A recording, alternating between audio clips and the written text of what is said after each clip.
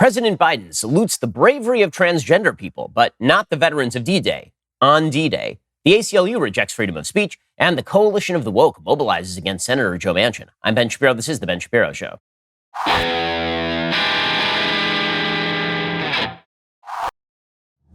Today's show is sponsored by ExpressVPN. Protect your data from big tech with the VPN I trust. Visit expressvpn.com/Ben. We'll get to all the news in just one moment. First, your reminder, you're spending way too much money on your cell phone bill, like a lot too much money. And this is why thousands of you have been switching over from your cell phone coverage provider over to Pure Talk USA. In fact, another 1,000 of you, my extremely wise listeners, have made the switch from your overpriced wireless carrier to Pure Talk over the past couple of months. So what exactly are the rest of you waiting for? If you're with AT&T or Verizon or T-Mobile, your family could save over $800 a year just by switching to Pure Talk. You get the same great coverage because they use the exact same towers as one of the big carriers. You can even keep your phone and your number, but you will save a fortune. There is a reason Pure Talk is the top-rated wireless company by Consumer Affairs with the absolute best customer service team based right here in America. If that sounds good, it gets even better because right now you get unlimited talk, unlimited text, and 6 gigs of data for just $30 a month. And I know you're asking, okay, what if I use more than 6 gigs of data? Well, they're not going to charge you for it. So, really, you have nothing to lose.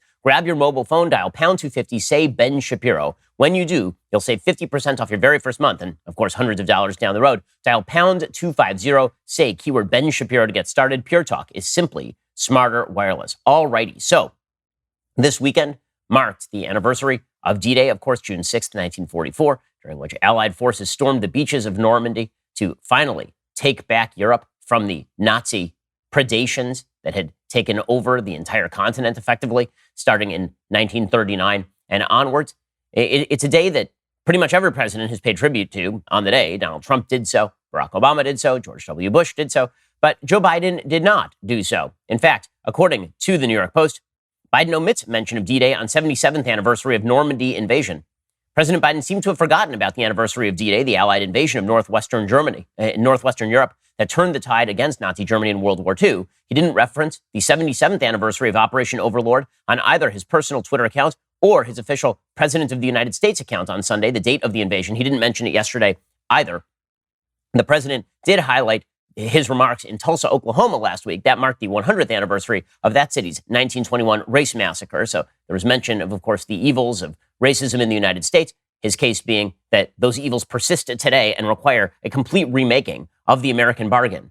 And of course, we're going to put tremendous focus on the evils of American history, but not the great deeds done by Americans in American history, including D-Day. He tweeted, "We're getting America back on track," from the POTUS account. And in the competition for the 21st century, the future will be built right here in America, from his personal account. The White House did not put out a statement referencing D-Day or any statement at all on Sunday. It did note the 40th anniversary of the known beginning of the AIDS epidemic the previous day. So it's pretty obvious where the Biden administration is putting its focus. VP Harris did actually tweet something out. She tweeted out, "On the 77th anniversary of D-Day, we honor the heroes who stormed the beaches of Normandy and liberated a continent. We'll never forget their courage and sacrifice." Joe Biden also did the same. But the fact that the president of the United States did not, but we did get tributes to the beginning of the AIDS crisis, as well as the 1921 Tulsa massacre, is telling as to what the priorities of this administration are. And more importantly, there's something else that's going on in American life that is sort of fundamental to understand, and that is the transformation of the words that we use to describe things as good, right? Those words have changed tremendously. So, perfect example. The president of the United States still has not tweeted anything out about D-Day, which of course is this week, the 77th anniversary.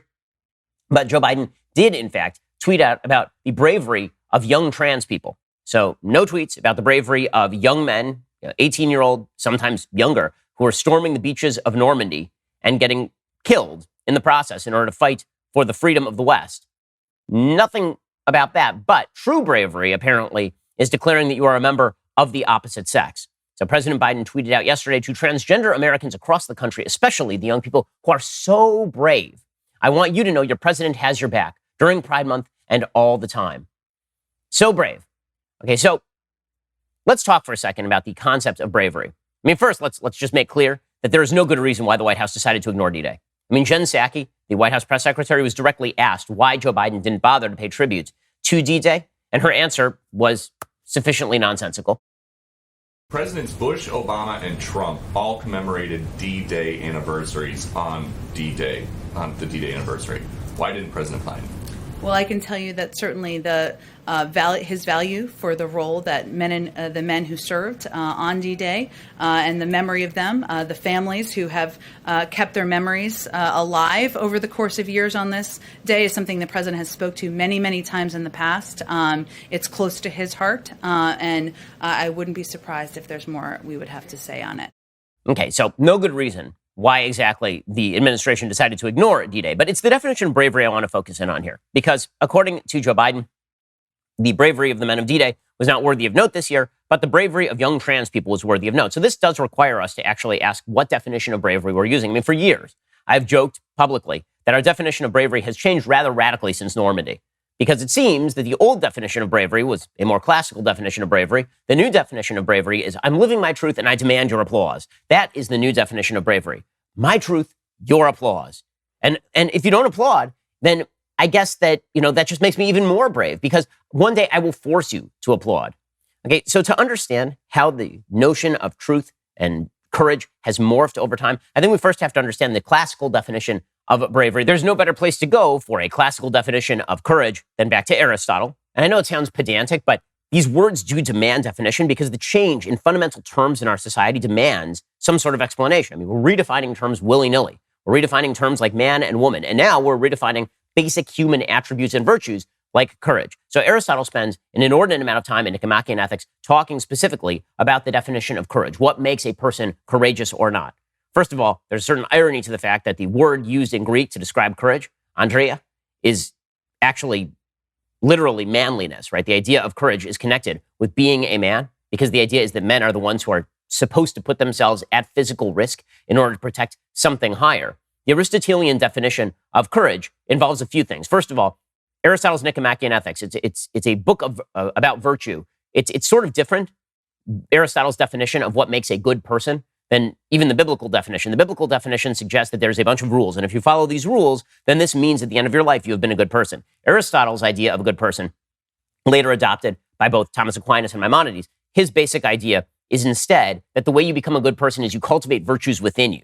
You cultivate character traits. And the way you cultivate those character traits is by practicing at those character traits in a wide variety of scenarios. So one of the virtues that he puts a lot of focus on is courage, right? Manliness in the original Greek. So what is that?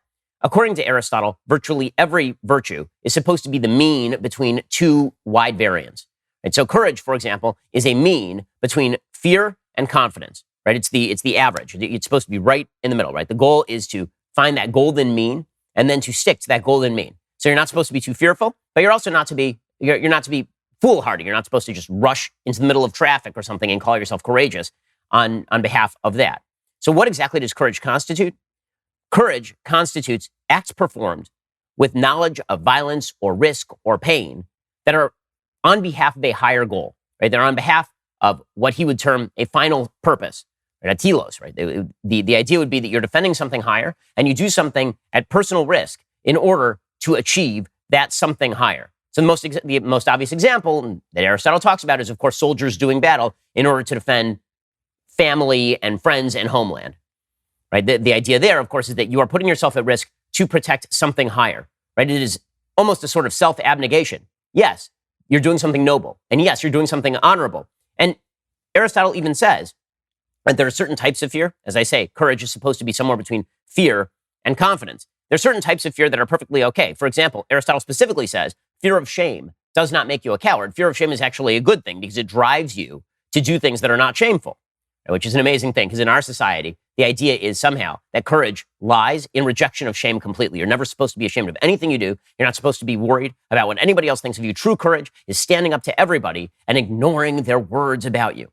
Okay, and this definition of courage was the definition of courage in most of the West for most of time. Okay, now we have sort of a new definition of courage. Okay, and the new definition of courage is complete self-involvement. You are courageous if you live your truth, if you're authentic. Because identity itself, like who you are as a human being, in the ancient world, and again, throughout most of human history, was identity lay in your relationship with a system outside, how you adjust to the rules of your society. In fact, we are brought up as human beings to be civilized into the rules of our society. This is what civilization means. You take young children who are perfectly authentic. I have little kids. They're authentic all the time. Right? Whatever goes through their head comes out their mouth. That is just the way it works. There is no filter. There's no brain mouth filter in kids. They're 100% authentic all of the time, and they are little monsters. I love my kids. Kids are not civilized. The whole purpose of civilization is to civilize them to the rules of a society. And even folks on the left who praise authenticity, they don't really want full authenticity for everybody because that leads to conflict. If a religious person is authentic, they might be judgmental. So we can't allow that level of authenticity. But they lie and they say it's all about authenticity. Okay, well, if it's all about authenticity, this cuts directly against civilization.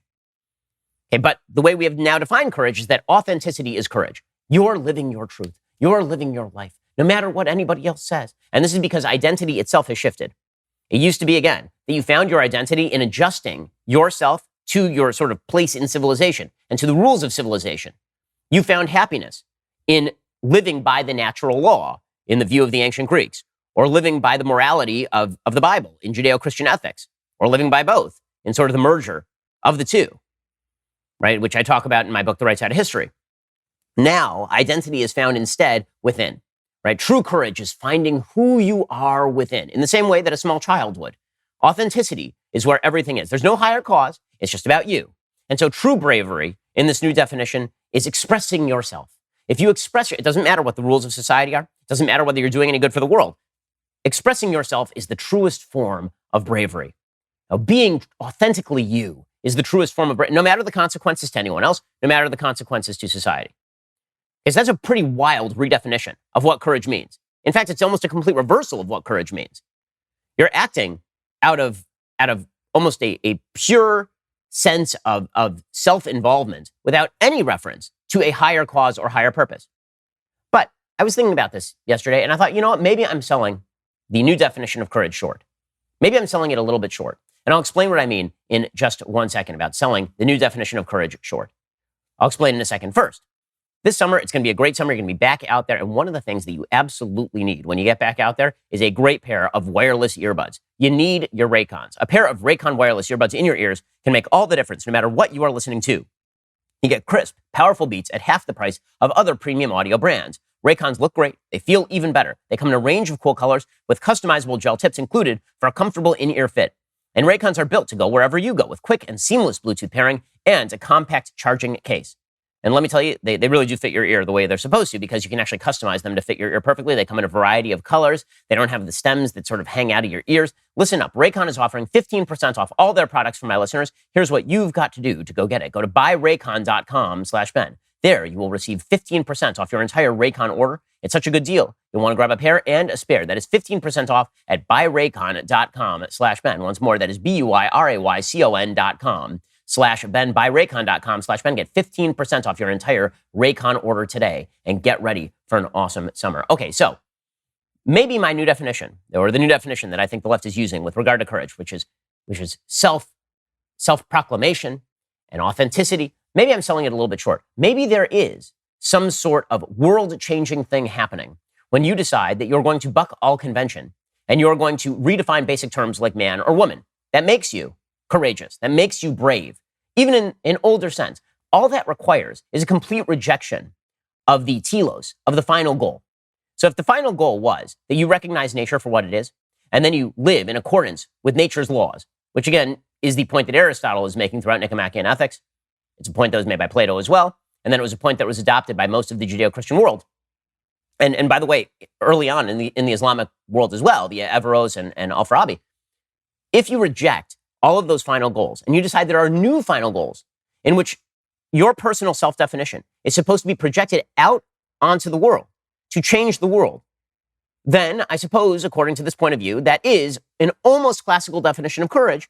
You're putting yourself at quote-unquote risk in order to change the entire system, in order to change the entire society, right? And in this case, the personal is political. When you declare that your sense of the authentic you is that you are a member of the opposite sex, what you are actually declaring is war on the idea of sex biologically. What you are actually declaring is that the entire society is wrong and you are right and the entire society has to change. You're putting yourself supposedly at personal risk, although in our society I can't say that you're putting yourself at personal risk when you declare that you are that you are not heterosexual, for example. It seems more like the media is going to celebrate you tremendously, as demonstrated by Elliot Page or Demi Lovato. But if you are, the idea is that you're putting yourself at personal, the personal is political. Your sense of the authentic now must be projected out into the world to change all of the standards. So what exactly is the higher cause? The higher cause is changing all the standards. The higher cause is tearing down all the definitions. And this is how you get to the point where the President of the United States is ignoring soldiers on the battlefield 77 years ago, fighting actual Nazi fascists and getting killed for their efforts. He's ignoring that in favor of the idea that if you declare yourself a member of the opposite sex, you, in fact, are acting in accordance with some virtue called courage or some virtue called bravery. All that takes is a reorientation, a redefinition of what your end goal is, and that is to tear down the system as a whole. And your very act of self-definition is a personal act of defiance at those definitions, which, of course, have to be torn down. And this, of course, according to the left, makes you a hero. And you can see this happening, right, throughout American life now. The complete redefinition of courage based on not merely a sort of self-involvement, but based on a deep, abiding desire to build a coalition to tear down all of the systems of definition, the heterosexual patriarchy, the cisgender patriarchy, all of the systems and hierarchies of power that have been imbued in our society. All those have to be torn down. And the minute you declare yourself not in living in accordance with those things, you are a person who is brave. You're a person who is courageous. That is, I think, the deeper philosophical point that is being made, that is buried well underneath these sort of tweets that Joe Biden is sending out. And you can see this play out in every area of American life. Because here's the thing, when you look at the sort of woke coalition that's been built, and all these members of the woke who are patting each other on the back for their bravery and their courage, even though they don't actually get along inside their own halls of power, right? They have serious disagreements. There are serious disagreements, for example, in the LGBT community between the L's and the T's, right? There are serious disagreements.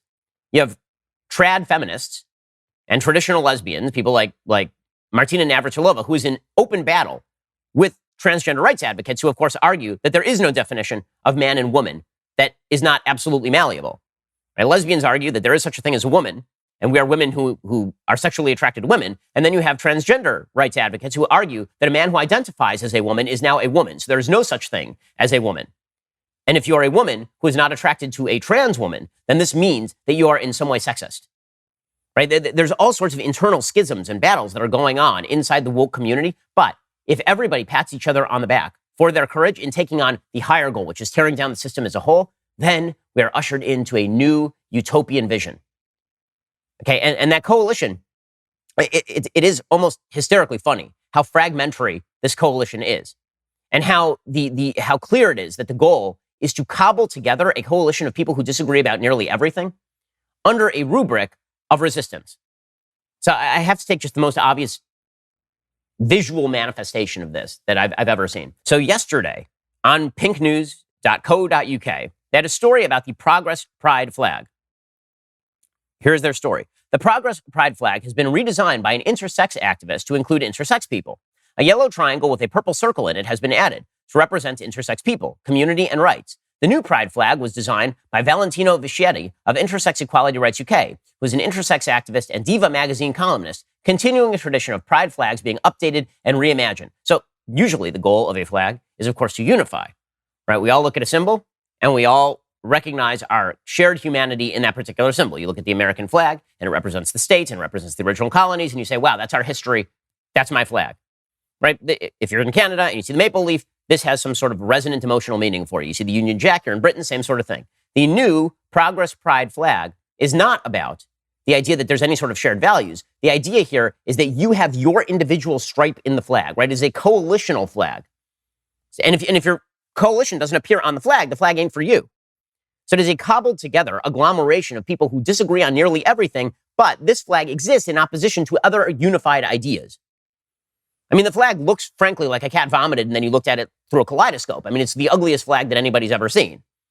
At least the original Pride flag is something visually pretty to look at, right? I mean, it's just a rainbow flag. Here you have apparently some sort of invasion from the left side of the screen. Like it looks like a military movement from the left side of the screen. That's black, brown, blue, pink, white, yellow with a purple circle. I mean, it's just visually incoherent.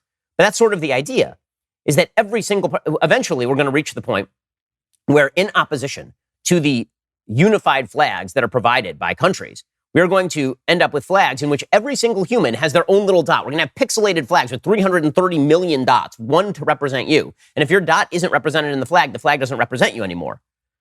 Right? The idea is we can only be unified in opposition to something else because we don't share any values. We can only be unified in opposition to another thing. Which is why it is kind of important that the Department of Defense is refusing to fly the pride flag. Okay, so there is a big uproar inside the Biden administration. The State Department decided they were going to fly the pride flag at the State Department. First of all, this is insipid. Okay, the only flag that should fly at the American State Department is, in fact, the American flag. That is the only unifying flag in American life.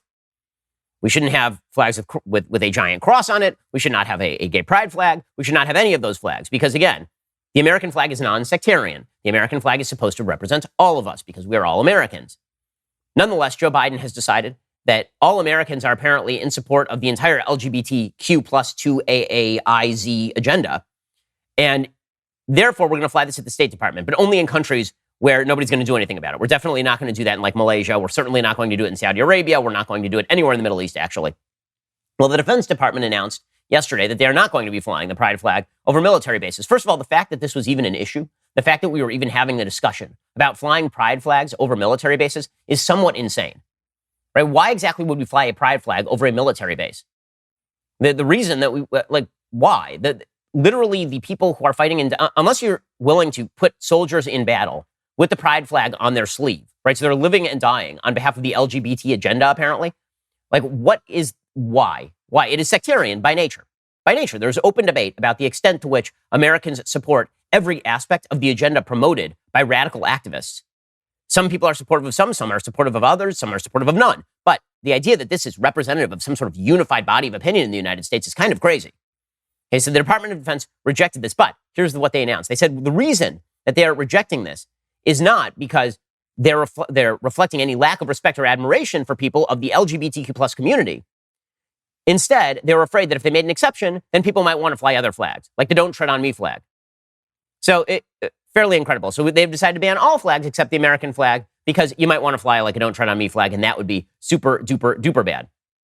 Again, these things matter because when we talk about what unifies us as a country or what unifies us as a society, shared ideas of what courage is, or shared ideas of what the good is, or shared idea of what represents the good life for Americans, these are basic ideas we should share, but we no longer share them, and so we're falling apart as a country. We'll get to more of this depressing notion in just 1 second. First, let us talk about the best watch that you can buy if you don't wish to spend thousands and thousands and thousands of dollars. You want to talk about a great Father's Day gift? I'm talking about Vincero watches. Vincero is loved by some of your favorite entrepreneurs, commentators, and hosts like me. I've given Vincero watches to nearly every member of my family, and they love them. They're durable. They look great. They look like they are like full-on $1,000 luxury watches, but they're going to cost you a fraction of that. Vincero has over 30,000 five-star reviews from verified customers that you can read for yourself on their site. They think you deserve the best, so their team in San Diego is always available to help you out if you need anything. There's a reason the Men's Journal recently called Vincero watches beautiful, bold, classic designs and the real deal. Right now is the perfect time to shop for Vincero because right now is Vincero's Father's Day sale, and they have what you need to buy the perfect gift. Take 20% off on all their brand new watches and accessories. Get ready to see the look on your friends and family's face when they open up one of those beautiful timepieces. Again, I've given these to like pretty much every member of my family and extended family because they just are that good looking. Head on over to VINCERO collective.com/Shapiro. Use code DAD20. Your discount will be applied at checkout, but only if you access the sale by going to VinceroCollective.com/Shapiro. Everything on the site, 20% off, no exclusions, including sunglasses, wallets, bracelets. Go to my link, check out this awesome sale going on at Vincero right now. Alrighty, so as I've been talking about here, what you can see is a sort of woke coalition that is mobilizing against symbols of unity. That's the reason why we're even having a discussion about why we should put up LGBT flags at Defense Department bases. It's a wild idea from the very beginning. It's also the reason why, for example, the Democratic Party has decided that they're no longer going to call mothers mothers. Every joke that I used to tell is now a reality. So for years, I was telling the joke because this is what Democrats apparently think about the nature of sex and gender, that every Mother's Day is actually primary legal guardian of unspecified gender day. And every Father's Day is secondary legal guardian of unspecified gender day. Well, now it's not even a joke anymore. This is stuff they are literally writing into legislation. According to the Washington Free Beacon, President Joe Biden embraced the woke terminology favored by radical left-wing activists in his 2022 budget proposal. It refers to mothers as birthing people. Birthing people. Yes, we used to call those women birthing people. Now, men can also have babies, which of course is a lie and a one of the stupider ideas ever posited by anybody who has even a half-functional prefrontal cortex. Birthing people. Birthing people. Like, really, impenis people. For men. Like, what is this nonsense? The text of Biden's record-breaking $6 trillion budget unveiled last month includes a section highlighting more than $200 million in healthcare spending aimed at reducing the, quote, high rate of maternal mortality and race-based disparities in outcomes among birthing people. So first of all, even this is gendered language. Why maternal mortality?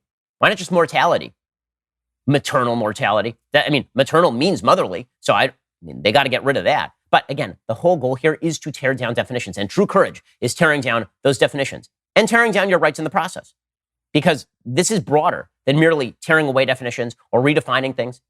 It is the militarization of this approach. It's not enough to redefine things. It's not enough to tear down the hierarchies. In order for those hierarchies to be torn down, your fundamental rights must be abridged. Your right to freedom of speech must be abridged. Your right to freedom of religion must be abridged. For the left, again, the true courage today is in identifying how you want internally and forcing the rest of society to shift its entire perspective on life in order to account for your perspective. The rest of society has to adjust. And what that means is that their rights must be abridged. This is the reason why there's a case that's going to the Supreme Court right now about whether Catholic charities ought to be able to engage in foster decisions, whether they ought to be able to have foster homes, and whether they also have foster agencies. And the case being made is that because Catholics actually believe in one man, one woman as the standard for marriage, and believe that man, woman, child is the model for a traditional and healthy family, that they have to be discriminated against. Because if they were allowed to actually go forward with their foster agencies, what they would be doing is acting in discriminatory fashion, in reinstituting the hierarchy that the truly brave, courageous people are fighting to tear down. Freedom of religion has to be abridged. The basic notion of children having a mother and a father has to be abridged in deference to a redefinition. And every time you fight the patriarchy by identifying in a way that runs contrary to biology, this means that you are a brave person. Braver, even, than the people who stormed the beaches of Normandy, who, of course, were fighting on behalf of a bad cause. They were fighting truly on behalf of a reinstitution of hierarchies, just slightly better hierarchies than the hierarchies that were being pushed by America's fascist enemies at the time. And you're seeing America's quote-unquote liberal institutions fall to exactly this. They have joined the woke coalition, which, again, is oriented toward the destruction of all systems of power, despite the fact that the American systems of power, which have been gradually broadened to include more people over time, in great and good ways, despite the fact that those systems have provided more health, more prosperity, more freedom than any systems in the history of man, by a long shot, by the way, those systems have to be torn down. And the ACLU is now on the side of the tearing down. So the American Civil Liberties Union, you may notice the words civil liberties in the middle of their title. The American Civil Liberties Union has now decided that civil liberties are of no consequence whatsoever. Michael Powell has a piece in the New York Times titled "Once a Bastion of Free Speech, the ACLU Faces an Identity Crisis." It was supposed to be the celebration of a grand career, as the American Civil Liberties Union presented a prestigious award to the longtime lawyer David Goldberger. He had argued one of its most famous cases defending the free speech rights of Nazis in the 1970s to march in Skokie, Illinois, home to many Holocaust survivors. Mr. Goldberger, now 79, adored the ACLU, but at his celebratory luncheon in 2017, he listened to one speaker after another and felt a growing unease. A law professor argued that the free speech rights of the far right were not worthy of defense by the ACLU, and that black people experienced offensive speech far more viscerally than white allies. In the hallway outside, an ACLU official argued it was perfectly legitimate for his lawyers to decline to defend hate speech.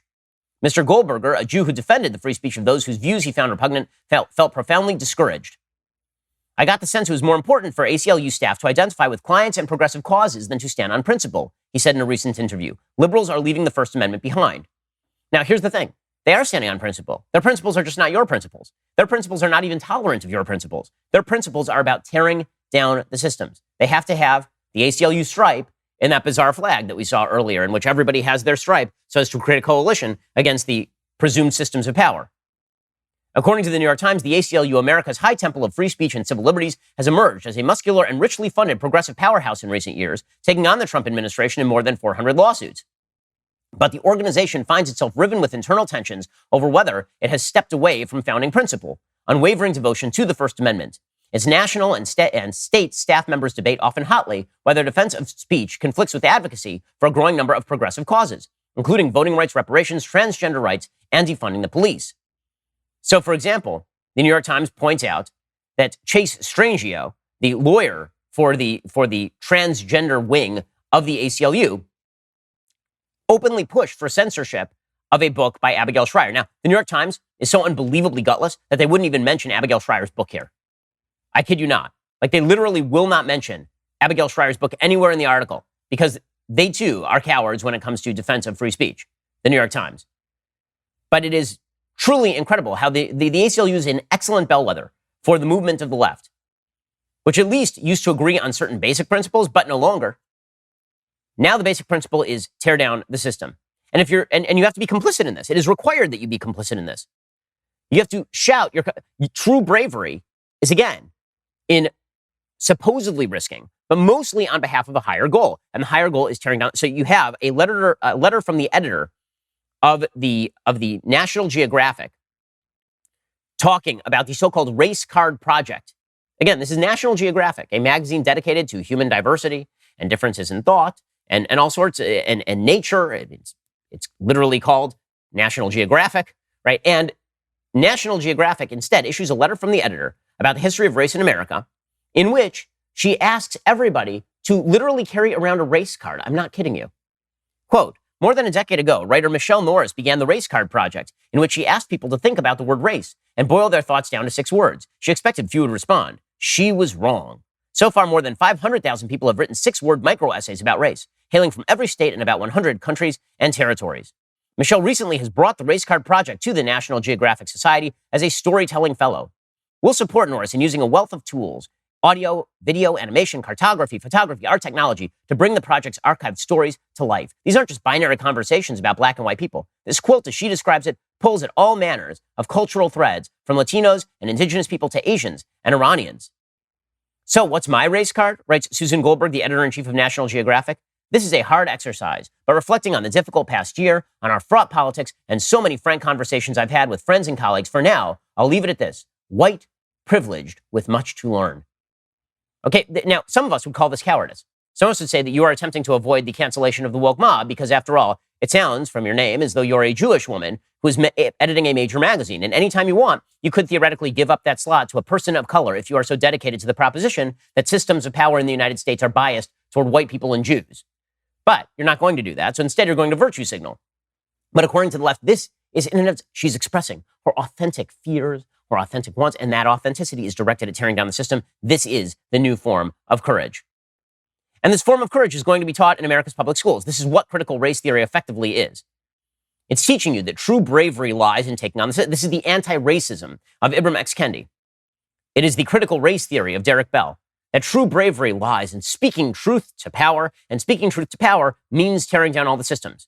And this sort of new redefinition of courage, this sort of new redefinition of national mission, is being promoted by none other than Barack Obama, one of the most divisive political figures of my lifetime. I think maybe the most divisive political figure of my lifetime. And yes, I'm including President Trump in there because President Trump followed Obama. And there's a reason for that. Barack Obama deliberately decided he could have been a unifying president. In 2008, he came along, he said, no red states, no blue states, no black Americans, no white Americans, just Americans.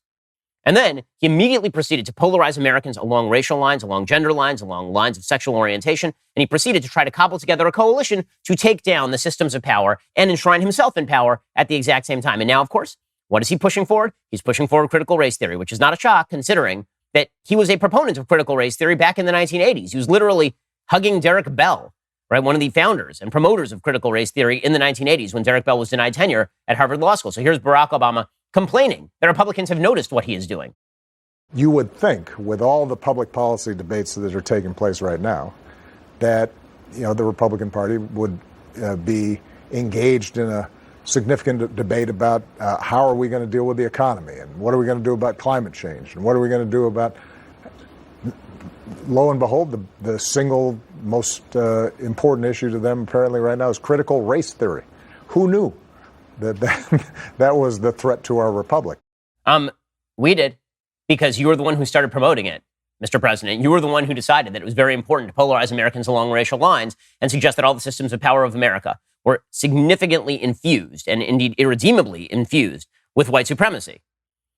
Right? And again, the goal here for the left is continue to form that coalition. It's all about the coalition, which is, of course, why Barack Obama is blaming a rise of anti-Semitism on not his own party, not his own actions, by the way, in supporting the Iranian regime or supporting the Palestinian regime. No, instead, Barack Obama is blaming Donald Trump and Republicans, despite the fact that the radical uptick in anti-Semitism we have seen over the past couple of years is deeply tied into the left-wing ideologies that are associated with Black Lives Matter, that are associated with the pro-Palestinian cause, that are associated with his own sort of conspiratorial viewpoint on hierarchies of power in the United States.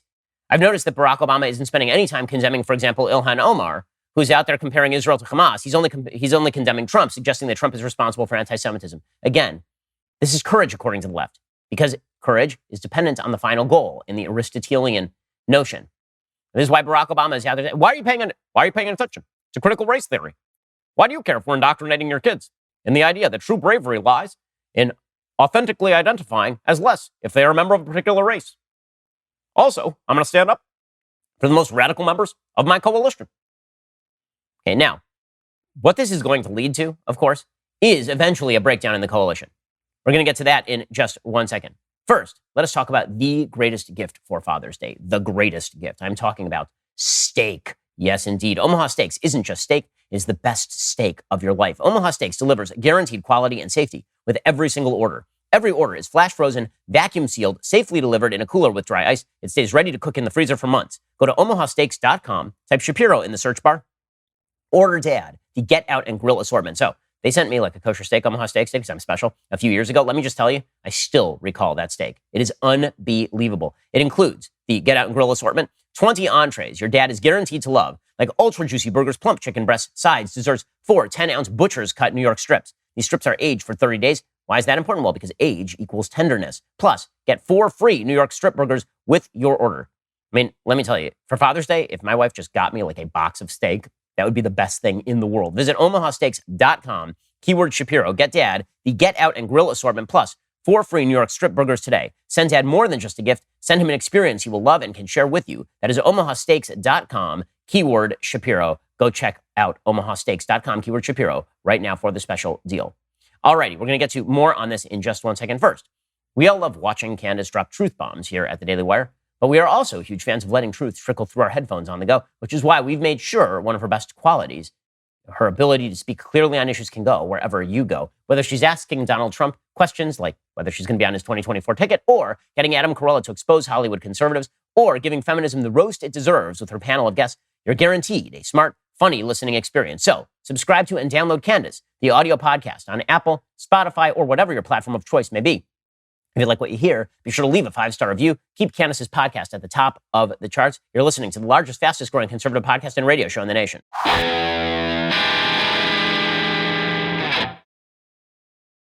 So, if the chief goal here is keeping the coalition operative, that it's all just about the coalition, and it's got to be a woke coalition that is designed at tearing down the system, this naturally means that enemies must atone.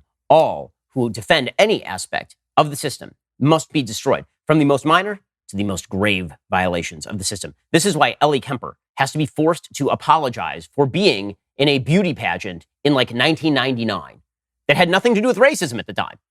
And now she's being forced to apologize. You'll remember her from The Office and The Unbreakable Kimmy Schmidt.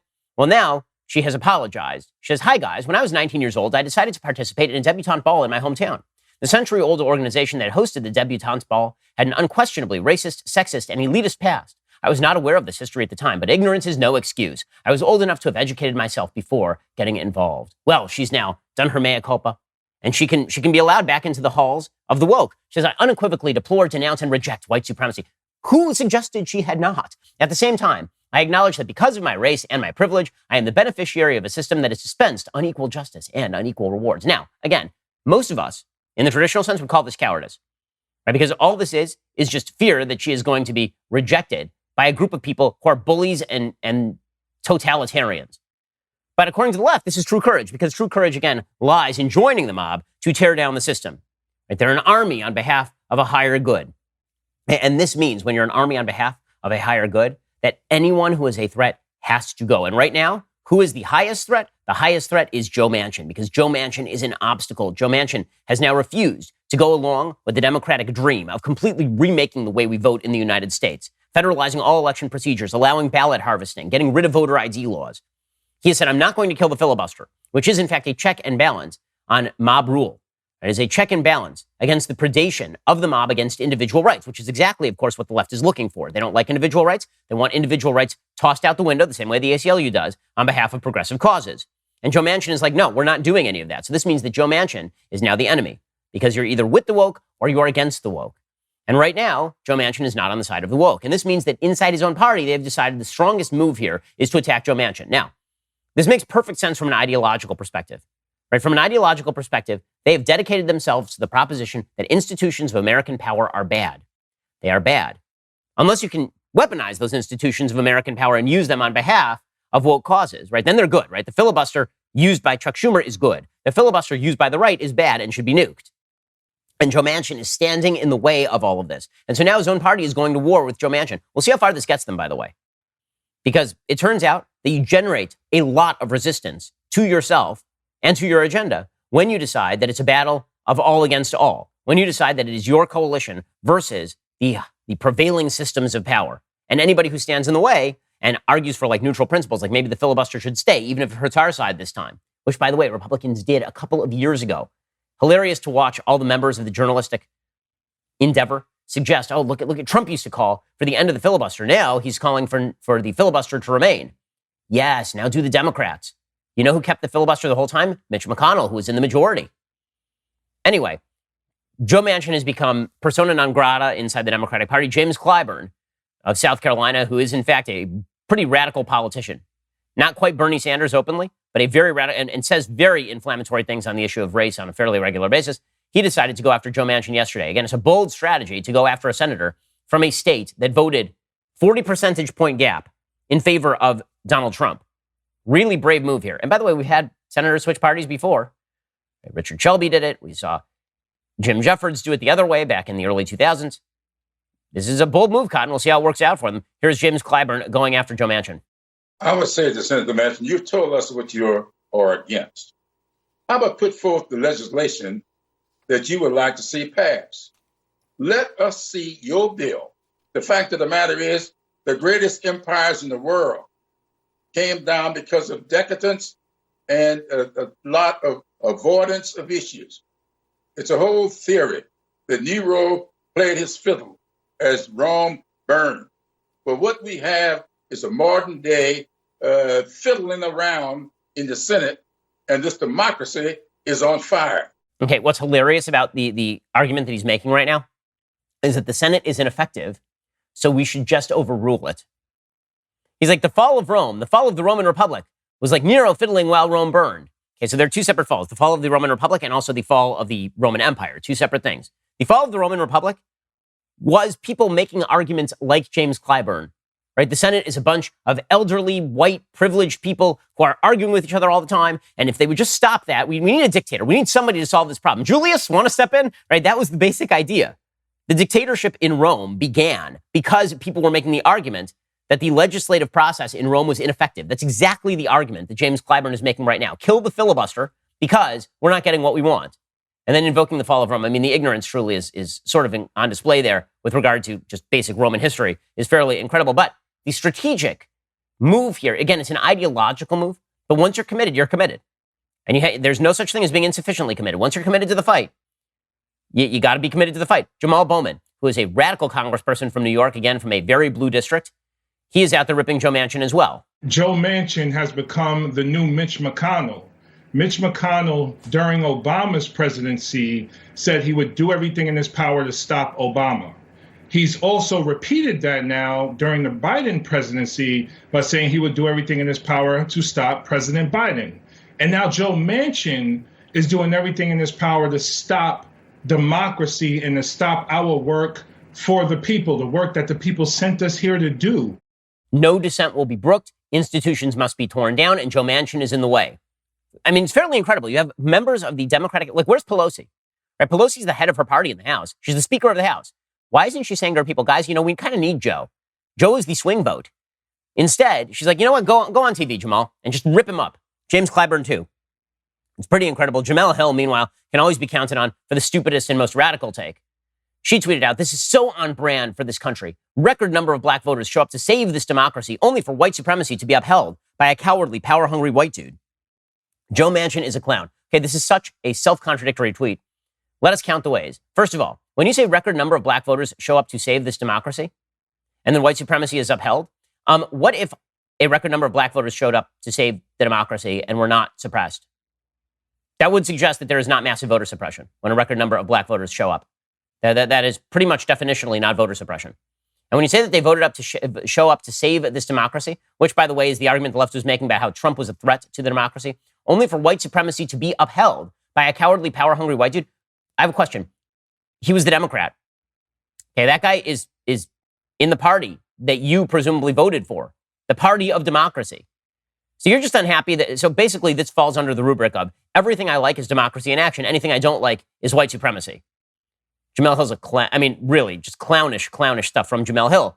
But Joy Reid is there to support it. She said, is this what folks on the right are so mad about? Let's unpack. Hasn't the filibuster been used from the post-Civil War era straight through the 1950s and 60s to uphold white supremacy? Isn't Manchin literally caping for that? I have a question. Barack Obama upheld the filibuster and bragged about upholding the filibuster and how important it was. Joe Biden bragged about upholding the filibuster. But in pursuit of utopia, true courage is doing anything you can to join the coalition of the woke. And the personal is political in this battle. The redefinition of courage is deeply intertwined with the attempt to tear down all of the systems that have made America great. I'm not talking about systems of discrimination. I'm talking about systems of freedom, individual rights, checks and balances in government, federalism. All these things have to be torn down. And if you join that cause by joining the coalition against traditional definitions of things ranging from sex to marriage, then this means that you are doing something good for the world. And that is why Joe Biden is paying tribute to you today and not the people who died on D-Day. Alrighty, we'll be back here tomorrow with much, much more. Also, coming up soon, the Matt Walsh Show airing at 1:30 p.m. Eastern. Be sure to check it out over at dailywire.com. I'm Ben Shapiro. This is The Ben Shapiro Show.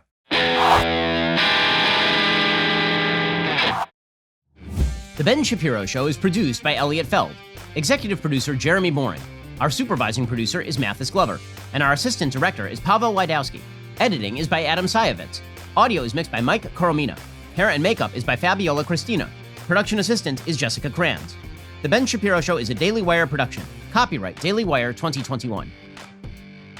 On the Matt Walsh Show, we talk about the things that matter, real issues that affect you, your family, our country, not just politics, but culture, faith, current events, all the fundamentals. If they matter to you, come check out the show.